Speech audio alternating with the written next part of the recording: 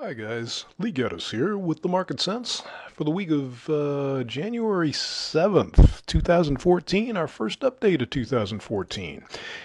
Charts are still coming from the Trade Navigator software, and we're going to look at the bond market here, but I have to say, in general, we probably don't have a whole lot to talk about. It's just too frickin' cold for most of the traders to be out there this week, and we do have a bunch of employment reports coming out Wednesday, Thursday, Friday. It makes this a pretty difficult week to trade for first week back.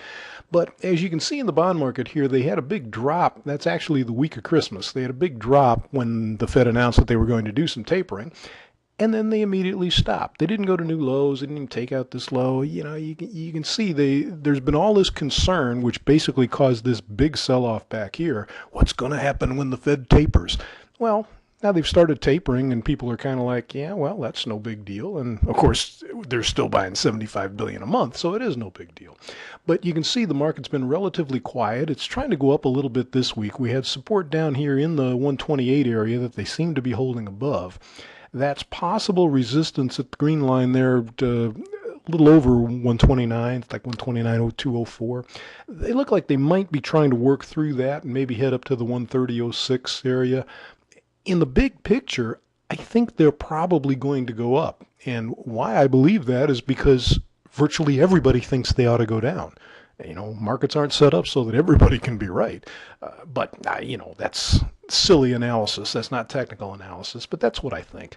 So I'm kind of looking for reasons for them to go up. And this week, it looks like 130.06 or so should be the target. Of course, as I mentioned, employment reports, a bunch of them, Wednesday, Thursday, Friday. Man, those could change things in a heartbeat. So don't get too married to any ideas. And the same thing's true in stocks about not getting married to ideas. But you can see actually the last 3 weeks have been relatively quiet here. Everybody's made a big deal about how they closed the year at new highs and then immediately started selling off in 2014. Well, how much sell-off is this? I mean, look, we've got support down here. Let's call it 1819. Well, okay, so fine. They've been down to that and dipped a little through it, but this is no big deal.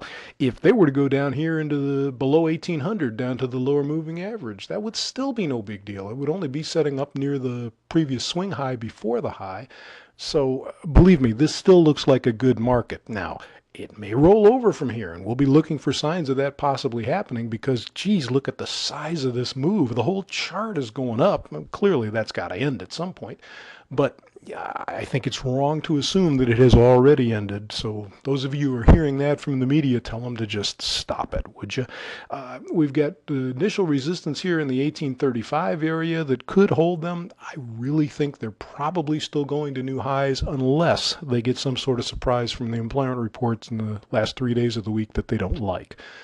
So I think that's all we're going to do this week. It's all we've got for you.